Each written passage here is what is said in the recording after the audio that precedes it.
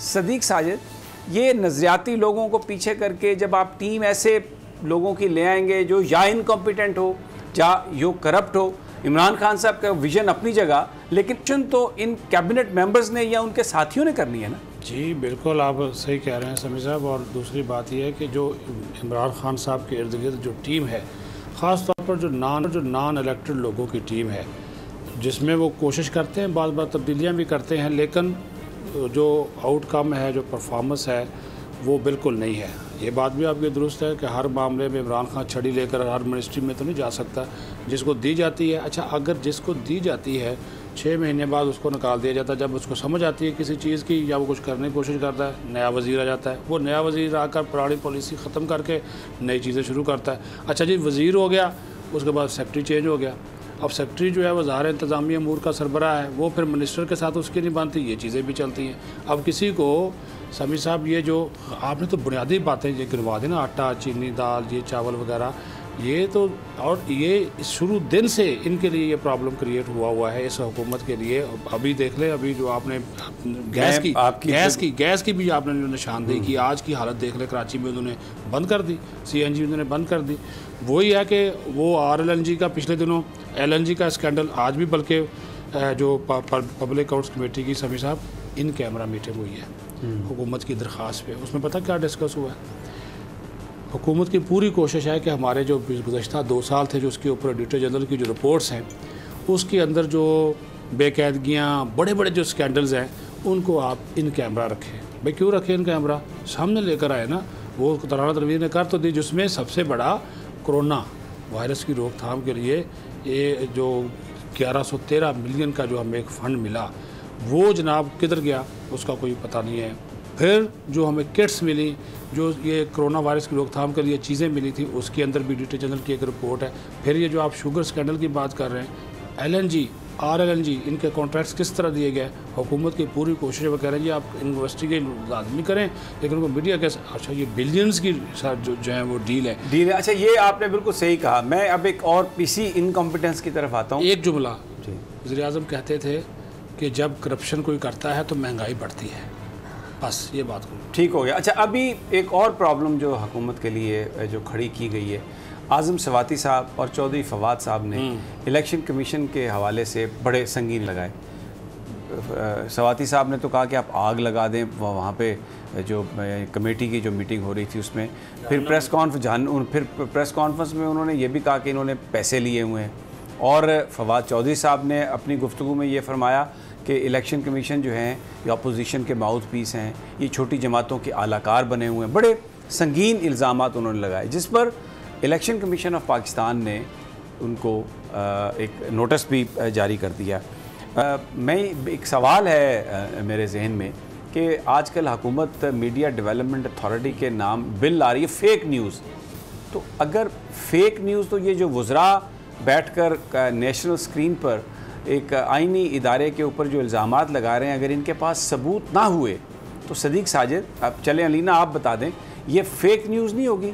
क्या आप ये कह रहे हैं कि जी इलेक्शन कमीशन पैसे ले रहा है, सियासी जमातों का आलाकार बन चुका है, अपोजिशन का वो माउथ पीस बन चुका है? बड़े संगीन इल्ज़ामात हैं। देखिए, मसला ये है ना PTI का, फवाद चौधरी साहब का और सबका, इनका मसला ये है जब इनकी पसंद की चीज़ें ना हो तो फिर यही कहते हैं। लेकिन जो आपने बात की ना कि सबूत लेकर आए, अगर आप ये इतनी बड़ी बात कर रहे हैं कि ऑपोजिशन वाले जो हैं वो इन्हें पैसे दे रहे हैं, तो आपके पास डॉक्यूमेंटेशन होनी चाहिए। और अगर आपके पास डॉक्यूमेंटेशन नहीं, और अगर वैसी डॉक्यूमेंटेशन है जैसे पनामा में थी और बाकी सारे लोगों में थी आपके पास, और वो जो नवाज शरीफ साहब बाहर चले गए, शहबाज शरीफ साहब जमानत पे हैं, मरियम नवाज साहब बाहर हैं, और वो यही कहती हैं कि जितने भी इनकी डॉक्यूमेंटेशन है, जितने भी इन्होंने सबूत दिए हैं वो फेक हैं, इस वजह से हम बाहर हैं। तो अगर आपके पास इस तरह के सबूत हैं या इस तरह की चीजें हैं, तो फिर आप खुद देख लें पहले आपका क्या अंजाम हो रहा है और बाद में अवाम आपको क्या बोलेंगे। और दूसरी चीज ये, मैं कहती हूँ इलेक्शन कमीशन ने जो एक्शन लिया है इसको आगे तक लेकर जाना चाहिए, क्योंकि इलेक्शन कमीशन एक आईनी इदारा है, और अगर आईनी इदारे के बारे में इस तरह का कोई सवाल किया जाता है तो डेफिनेटली सी बात है इलेक्शन कमीशन को, और तो मैं ये भी कहना चाहूंगी कि सुप्रीम कोर्ट को भी बाकायदा इसके ऊपर कोई ना कोई एक्शन जरूर लेना चाहिए। अच्छा सदीक साजिद,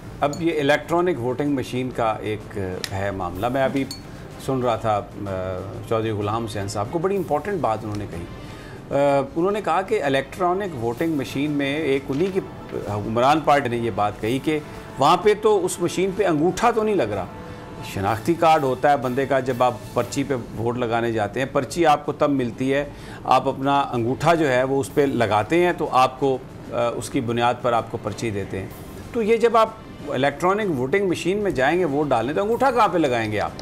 तो वो जब अंगूठा नहीं है तो कैसे ये डिटरमिन होगा कि ये उसी बंदे ने वोट डाला है, बटन उसी बंदे ने दबाया जिसका वोट था सदीक साजिद? जी, बड़ी अहम, ये बड़ा अहम सवाल है। ये बिल्कुल सही बात है। और पिछले दिनों वो आजकल वो मुख्तलिफ टीवी चैनल्स पे जाके इसका वो तो क्या कहते हैं जी उसको डेमो दे रहे हैं, उसमें नज़र आ रहा है। उन्होंने खुद भी अपनी वीडियो बनाकर शिबली फराज साहब ने जारी की हुई है कि इस तरह डाला है, उसमें वाकई आप वो तो कहते हैं कि उन्होंने गाड़ी में इलेक्ट्रॉनिक वोटिंग मशीन रखी हुई है, जहाँ जाते हैं किसी दुकान पर जाते हैं, किसी जगह आते हैं, वो मशीन ले आते हैं टाइपराइटर की तरह, कहते हैं ये देखें हमने ये बनाया और इसमें आप वोट डालें, लेकिन वो अंगूठे का निशान कहीं पर भी नहीं है।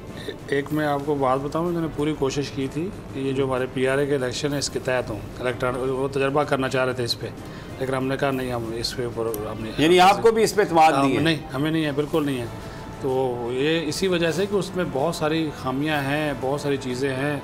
जब आपका वो है ही नहीं, अंगूठे का निशान ही नहीं, आप शनाख्ती कार्ड की बुनियाद के ऊपर, फिर वो जिस तरह एक ATM मशीन है। अब एक मुझे बताइए कि ये कल इलेक्शन हुए हैं बल्दियाती, ये किसी इलेक्ट्रॉनिक वोटिंग मशीन पे नहीं हुए? हाँ जी बिल्कुल। तो इस पे किसी को कोई इतराज़ नहीं है, शिकस्त अपनी तस्लीम की है लोगों ने, तो ये बड़ी ईमानदारी से इलेक्शन हुए और लोगों ने उसी सिस्टम के तहत वोट दिए। तो बुनियादी तौर पर जो लोग सिस्टम को हैंडल कर रहे हैं, मैं समझता हूँ कि ये इलेक्शन कमीशन की एक बड़ी ज़बरदस्त कामयाबी है, चीफ इलेक्शन कमिश्नर की कामयाबी है कि उन्होंने ये जो इलेक्शन करवाए हैं इस पर किसी को बड़ा ऐसा इतराज़ नहीं हुआ और ये बग़ैर इलेक्ट्रॉनिक वोटिंग मशीन के हुए।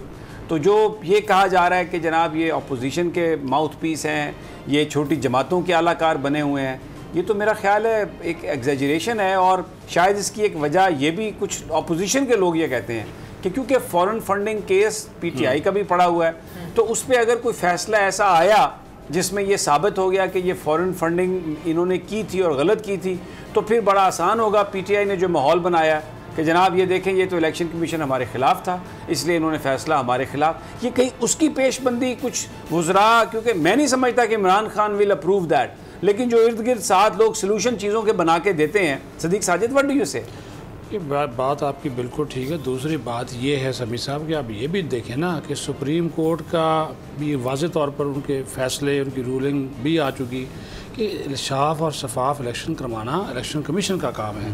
उनका एक आईनी इदारा है, आप उनके ऊपर अपनी मर्जी नहीं थोप सकते और बगैर आप कानून बना दें तो उसके तहत वो इलेक्शन करते हैं। बिल्कुल, बगैर कानून बनाए आप कैसे उनके ऊपर? मुझे यहाँ सब्सक्राइब करें और बेल दबाएं ताकि कोई खबर रह न जाए।